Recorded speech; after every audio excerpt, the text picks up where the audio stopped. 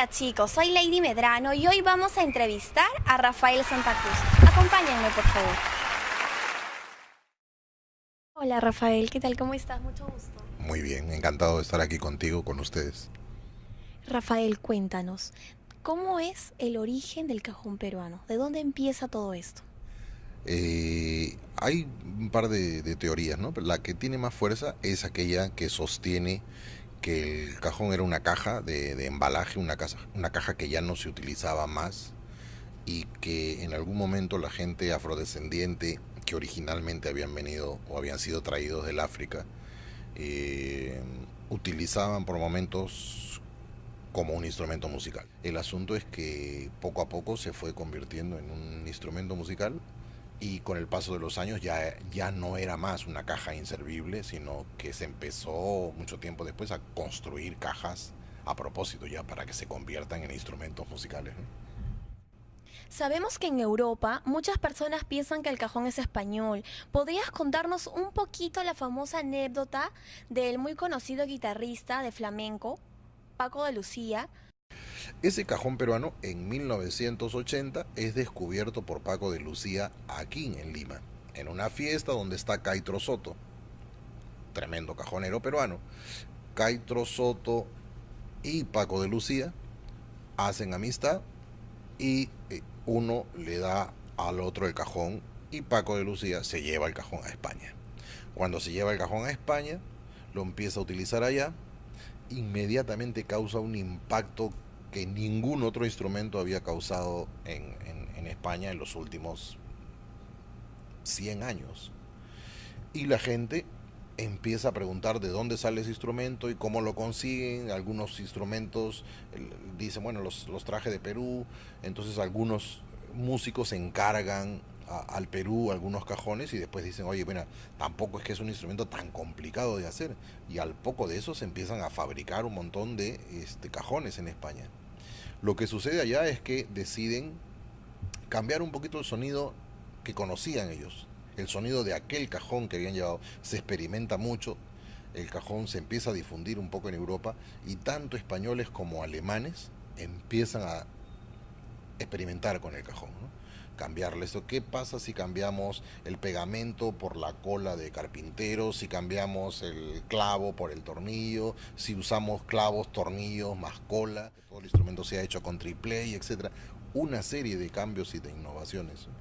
Lo que no se sabía en España en ese momento, tampoco lo sabía mucha gente en Lima, es que nosotros ya en Lima en los años 50 habíamos usado cajones con cuerdas, pero no habían sido de un uso muy popular porque eh, los músicos del norte del Perú, que tocan el tondero y la marinera norteña, ellos querían encontrar un sonido parecido a la tarola, ¿no? Al tambor, este tambor que tiene el redoblante, ¿no? Que tiene cuerdas abajo y que suena. Ese sonido no está en el cajón. En el cajón es un sonido más seco. Pero la gente decía, queda bien chévere cuando haces una versión de tondero o marinera norteña con banda y suena el redoblante. Ese sonido no se puede imitar en el cajón, no resulta igual. Entonces alguien, no se sabe quién, alguien dijo, para lograr un sonido mucho más parecido a eso, hay que meter cuerdas en el cajón. Ponen cuerdas en el cajón, logran un sonido no exactamente igual, parecido, y lo traen a Lima. Los percusionistas del norte. Lo traen a Lima y varios de los maestros percusionistas de ese entonces, limeños, no les gusta. No, no, no, no, dicen, uy, pero esto es una ofensa, ¿cómo le vas a poner cuerdas? Eso quiere decir que entonces que ustedes no saben tocar, que lo que quieren es un aditamento, una cosa que facilite, cuando en realidad no hay que poner nada que facilite, hay que buscar el sonido, el secreto está acá, no está en el instrumento, el secreto está acá. Esto es lo que hay que hacer, hay que cambiar la posición de las manos, hay que experimentar, o hay que poner las manos con más tensión, o las manos más suaves, que las manos se deslicen por el instrumento, lo acaricien, lo golpeen, le den más fuerte. Ahí está la experimentación, no en el instrumento. Esta versión de estos músicos limeños fue contundente para los músicos del norte y los músicos del norte un poco que regresaron al norte, sí, un poco con el rabo entre las piernas, porque a los de Lima no les gustó y por lo tanto no se hizo el gran cambio que ellos buscaban. Rafa, dinos, ¿existe alguna diferencia de sonido entre el cajón peruano y el cajón español? ¿Hay alguna diferencia? ¿Son diferentes? ¿Son iguales? Cuéntanos. En realidad no hay una gran diferencia, ¿no? Lo que hay es un instrumento que se llama cajón, que es un instrumento de Lima. De ahí viene la onda del cajón. Si tú me preguntas y pones dos instrumentos, uno fabricado en el Perú, otro fabricado en España, tú no sabes cuál es cuál. Los dos son cajones, los dos son cajones peruanos. Uno tiene cuerdas, el otro no tiene cuerdas. No quiere decir que el que tiene cuerdas fue inventado en España. O sea, ya todo eso lo habíamos probado nosotros. Rafa, si bien es cierto, el cajón es patrimonio nacional, sin embargo, vemos que aquí mayormente se toca en la costa. ¿A qué se debe esto? Bueno, el cajón es un instrumento costeño, ¿no? Es un instrumento de la costa que nace con la zamacueca. La zamacueca es el género que años más tarde se va a llamar marinera.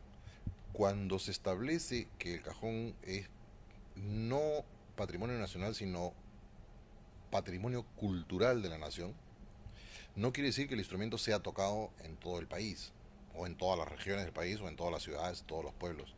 Quiere decir que en realidad es un símbolo único que representa la cultura del Perú, o un sector o un segmento de la cultura patria, ¿no? ¿Y qué nos dices acerca del cajón que ha influenciado a recurrir a una propuesta nueva, como que muchos géneros musicales, el rock, entre otros, ahora lo incorporan, ¿no? ¿Crees tú que se le está dando un mal uso al cambiar estos patrones? ¿Qué opinas acerca de ello? No, el cajón se está usando en diversas músicas, ¿no? Diversos géneros, y cada género musical tiene su propio patrón. Entonces, lo que sí es cierto es que es interesante que cuando estamos aquí en el Perú o cuando estamos en el extranjero y hacemos un taller, ¿no? Hacemos una clase maestra, nosotros peruanos le enseñamos a la gente a cómo tocar los patrones de la música peruana, ¿no? Que toquen el andó, que toquen el festejo, que toquen el vals, que toquen la zamacueca.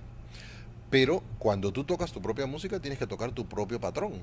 Entonces lo que tienes que aprender es que con la técnica del cajón peruano que te enseña un maestro peruano, después tú haces tu propia adaptación al género que tú tocas. O sea, tú quieres tocar rock, tienes que pasar ese tema al patrón del rock. O sea, no hay nada malo en eso. O sea, si no, nos quedaríamos tocando instrumentos folclóricos o populares solamente en la música para la que nacieron y no se hubiese extendido la utilización del instrumento. Si hubiese pasado eso con la guitarra, por ejemplo, nunca se hubiera desarrollado la guitarra ayacuchana en el caso del Perú, nunca hubiéramos desarrollado la guitarra eléctrica. Está muy bien que haya grupos de rock tocando cajón y que haya grupos de reggae tocando cajón y grupos que hacen pop aquí y en el extranjero. O sea, ves grupos de rock exitosos y tienes un montón de versiones, ¿no? Versiones desenchufadas con cajón. Acaba de estar en Lima el guitarrista de Sting y ha hecho un concierto pequeño con un cajón, con una cajonera. Cuéntanos, Rafa, ¿de qué manera crees que se deba promover más el cajón en el Perú? Bueno, creo que hay que seguir haciendo eventos como el Festival Internacional de Cajón Peruano. Creo también que hay que hacer un trabajo de escuelas, ¿no? De escuelas, de clubes. Creo que el cajón tiene la particularidad de que es un instrumento que no es muy caro. O sea, la gente debería tener un conocimiento, ¿no? De estudios sobre lo que es el cajón. En realidad sobre lo que es la música peruana, sobre lo que son los instrumentos musicales peruanos, ¿no? Pero como hablamos ahora básicamente del cajón, que es un instrumento tan peruano, deberían por lo menos tener un curso donde uno salga con nociones básicas de lo que es el cajón. Sí, yo estoy de acuerdo con eso. ¿Y qué nuevos proyectos se vienen para Rafael Santa Cruz?